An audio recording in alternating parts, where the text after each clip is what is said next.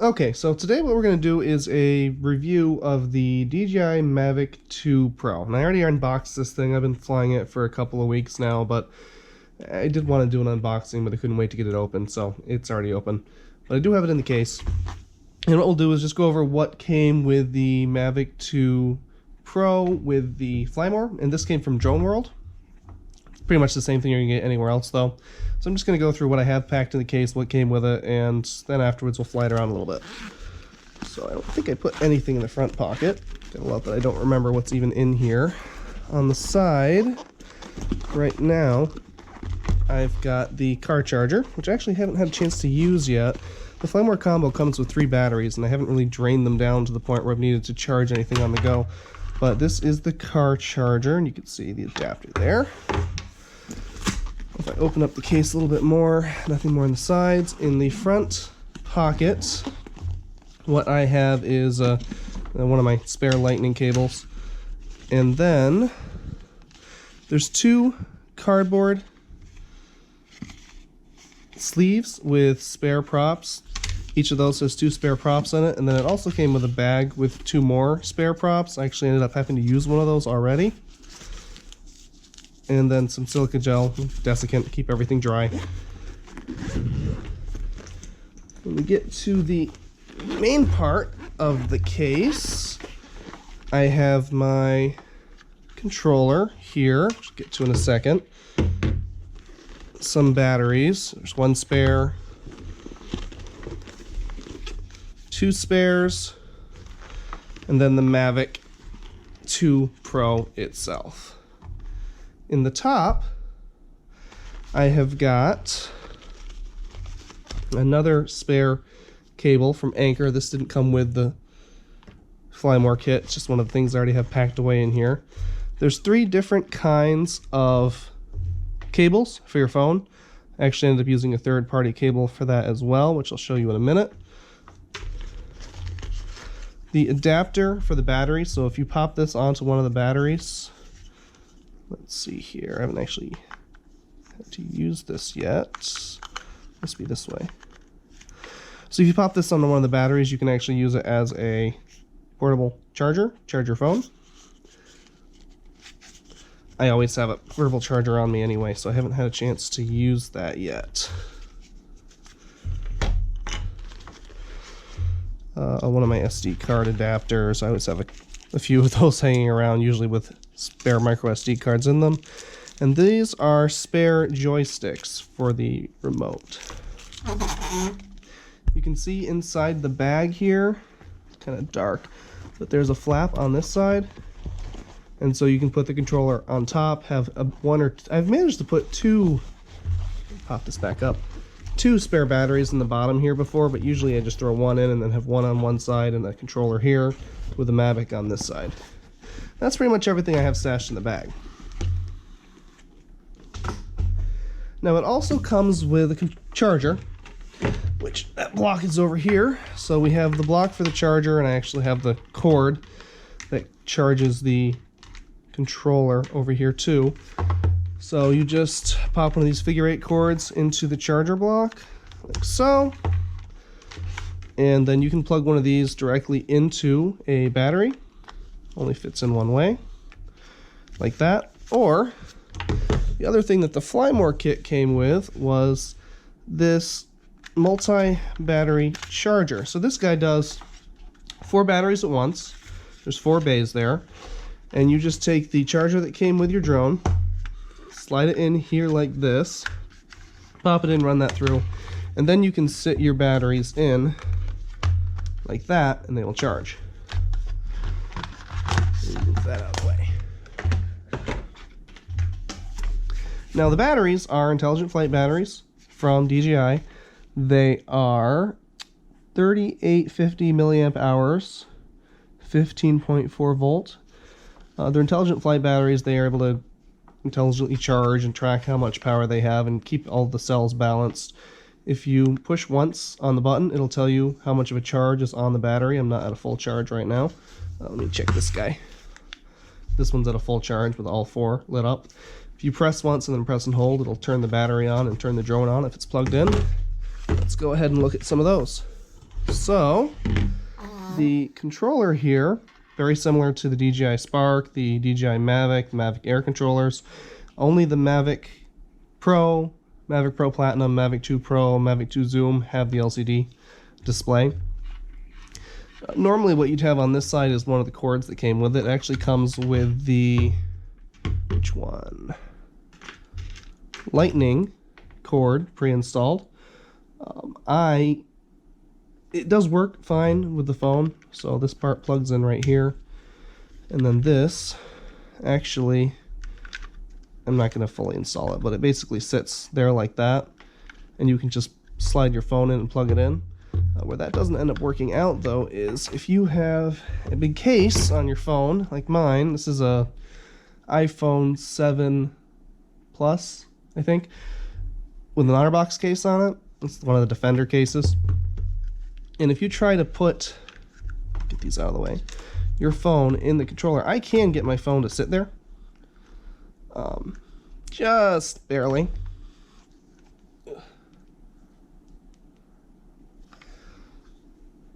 Just barely to fit in there. But you can see where you would be plugging the phone in to the cord is way here, and your slot to put the charger that comes with it is right here. So for me to use this phone in with this controller with that cord, this guy here, I would have to take the case off, which I don't want to do. So what I ended up doing was getting an aftermarket longer cord. It's basically the same idea. It doesn't have the extra stabilizer or anything on it. And I can just plug that in, same spot, have my phone sticking out just enough that I can just slide that cord in. Right down there like that. So that is an option for those of you that don't want to take your cases off your phones. Looking at the rest of the controller, let me just pull that out, pull that out. These two, I didn't even mention, are stashed inside the folding arms like that. So you can take those out. And these are your joysticks, and they just screw into the top of the controller. Like so. And then you've got your controller. Top, we have our antennas. Kind of pop them apart, turn them, and then you've got your two antennas all set. Back of the controller, there are two. These are programmable buttons, so you can use them to do different functions. There is a full-size USB port right here, which you can use basically the same as the one you use on the side. To charge the controller, you're going to plug in here. And one other thing to note is if you want to use the cord at the bottom, you cannot have anything plugged in here. It will not recognize this port as an output to your phone if anything's plugged in here. Front face, we have our, let me just turn it on, power button. So just like the batteries, if you push once, it'll show you how much percentage. If you push once and then hold, it'll turn on all the way. It's trying to connect to my drone right now. There's a home button, top left, pause here. This is a little multi-axis joystick right there. Again, the gimbals are joysticks. And then at the top there is your gimbal wheel on this side. And this is, I think, aperture or EV. You can set this, I think, to control a couple of different things. Camera button here, video here, and you can use it to switch between modes and also to start those modes. The camera button, if you press lightly, it's going to hold focus, and then if you push all the way, it's going to take your picture. That's pretty much it for the controller. Turn that back off. Fold her up, and I'll leave my joysticks on for the moment. And then to the drone. So the drone comes with a gimbal cover in place. This is the Mavic 2 Pro, so it's that Hasselblad camera. Pop that cover off. And there it is. This is a 3-axis gimbal. So you've got your roll, your yaw, and your pitch, like that. Obstacle avoidance, there's obstacle avoidance sensors in the front.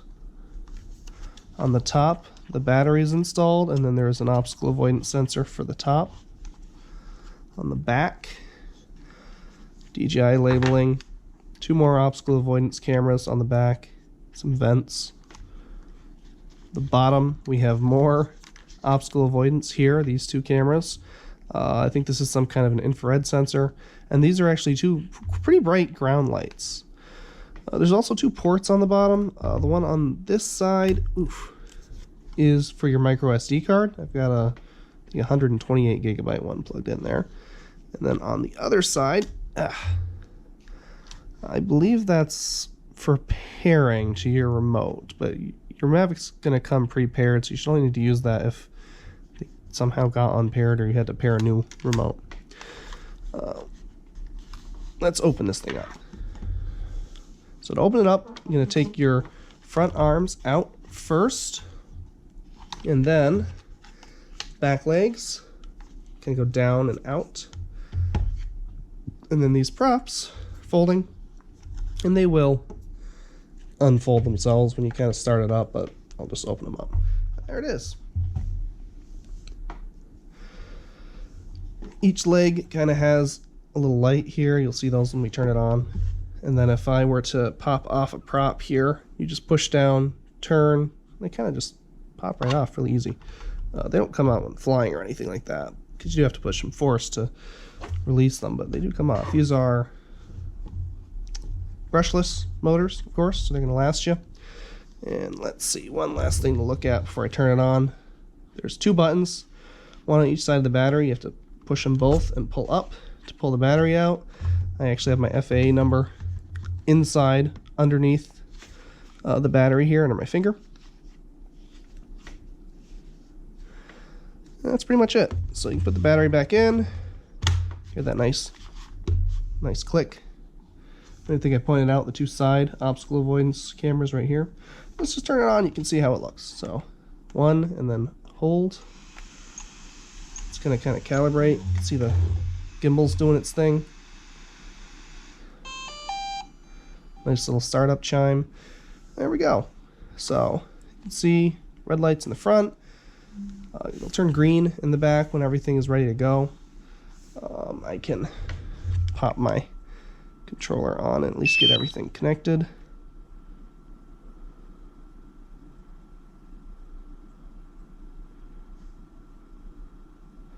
There we go. Connected. We should be green in the back. And you can actually see some information right here. So we've got our... Ooh, there goes my camera.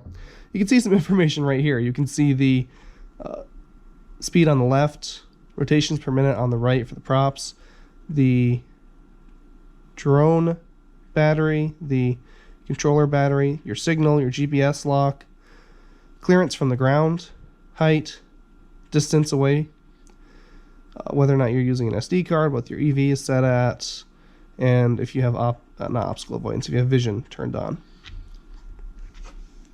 You can just kind of see here how that gimbal is moving and stabilizing itself.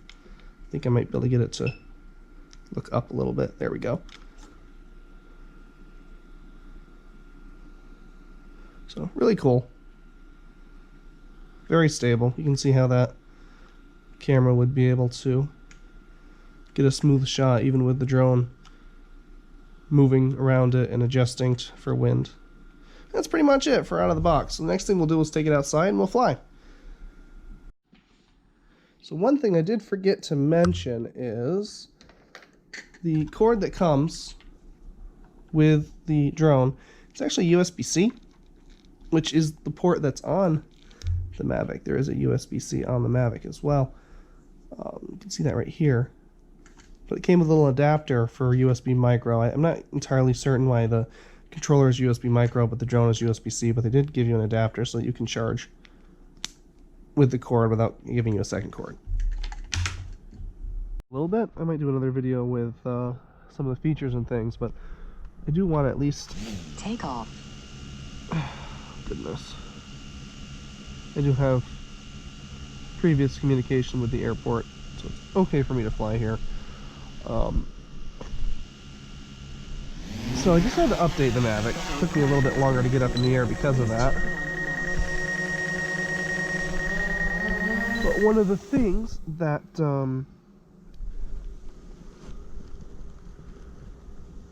it just had was an update on the precision fly, or precision landing.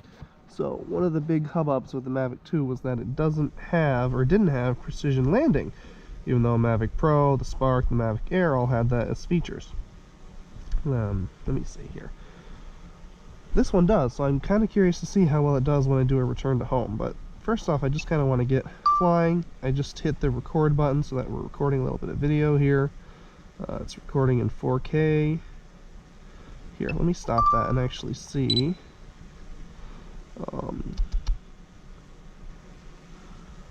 for video what my options are. I was trying to remember if I could do, I think 30 FPS is the highest for 4K, so we'll stick with that. So I'll do a little recording. This is just moving the gimbal. Drone's not moving at all here. My dirty backyard. Go right back up there. And go up a bit more.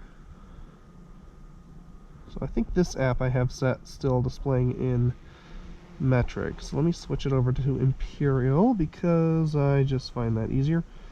So here we go. All set. Now we're flying with feet. So you see the drone flies. Awesome. This is just in normal position mode. I'm not in sport, I'm not in tripod. You can see in normal position mode you can get this turn pretty quick. If I flip it over to, I just said not allowed to change. I usually fly with my phone, not my iPad, so I'm kind of getting used to this. I haven't set everything up the way I like it on my iPad yet. I want to use I want to use the different modes of flight, and I'm trying to figure out how to enable those. I enabled them on my phone, but not on the iPad, I guess.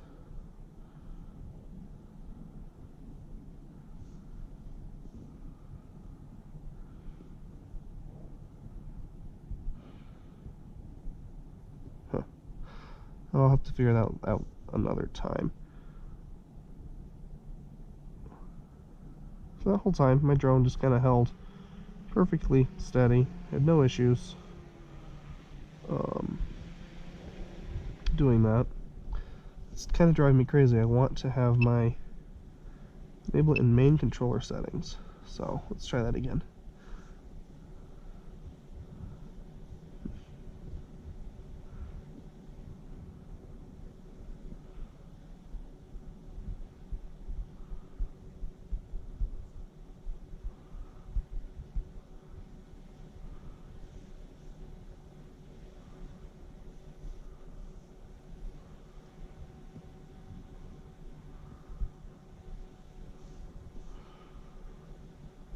Main controller settings are right here. Oh, multiple flight modes.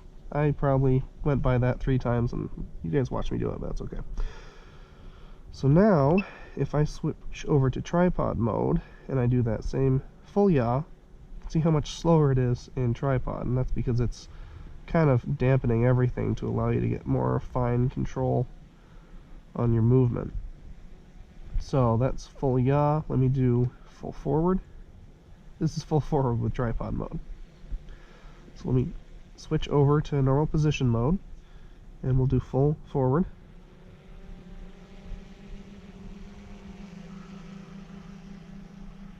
Alright, full yaw. Yeah, huge difference. And then if we go up to sport mode, there's always some warnings. Full forward.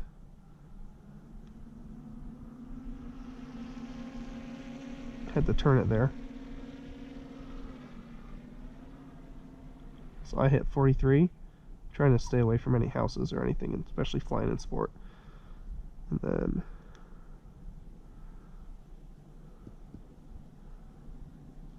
full forward again. And let's try full yaw. So yeah, it's pretty crazy. Again, it's getting dark. I don't want to fly much longer. We're still in the legal time to fly. It's within that 30 minutes of twilight, but I don't want to push my luck. So what I'm going to do is a return to home from the remote. Go home. And we'll test that precision landing.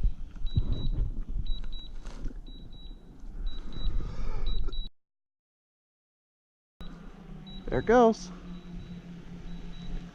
So the Mavic's coming back. And it looks to be getting ready to come down. Landing. There it goes. Now, if I still needed to make some adjustments to the way the drone was coming down, I could.